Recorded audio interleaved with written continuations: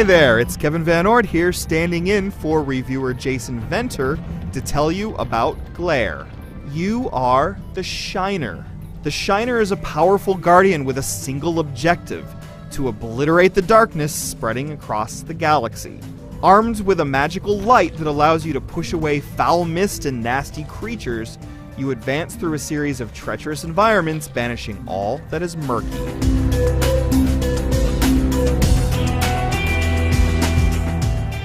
Glare is in many respects a conventional 2D platformer. The unique hook in this case is your ability to cast a bright beam on enemies and the world around them. At first, you use the dazzling beam to repel projectiles and push away the floating purple aliens that crowd your space, but the beam's use soon expands.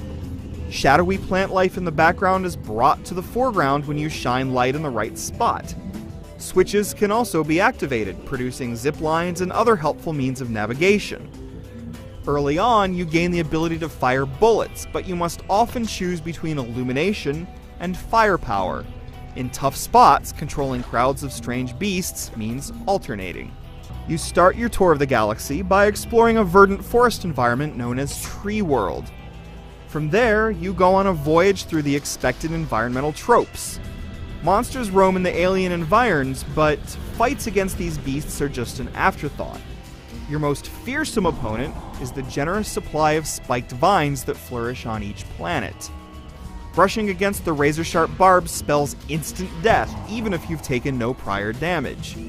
Sometimes those vines seem cheap in areas you're forced to hurry through, but the generous checkpoint system keeps you from losing too much ground.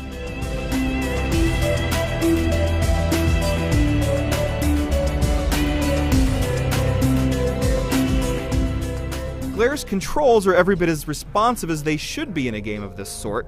You begin with the ability to jump long distances, bound up walls in narrow vertical shafts, and rush down slopes. Special pedestals you come across in each level grant access to additional moves, which are generally passive and don't require additional input to enjoy. Mild puzzle elements provide occasional interludes, but they're boring and traditional and usually require you to find a missing piece to a machine that allows you to open a locked door. A more successful attempt to vary the tempo comes elsewhere, such as when you ride winged creatures across fields of spikes while blasting enemies out of the air.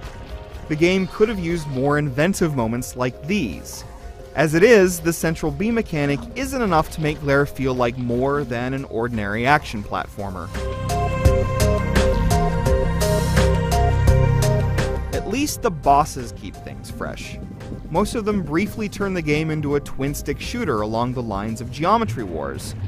The foe at the end of each successive stage becomes more difficult than the previous one, but the process is never overly frustrating.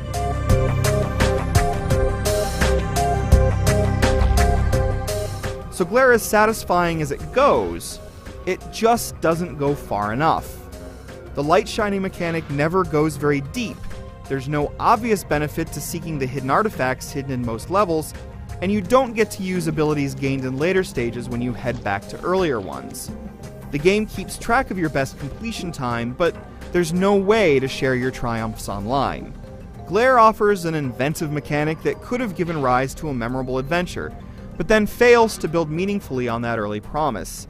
This is an entertaining pit stop that can tide you over on your journey to a bigger, brighter galaxy.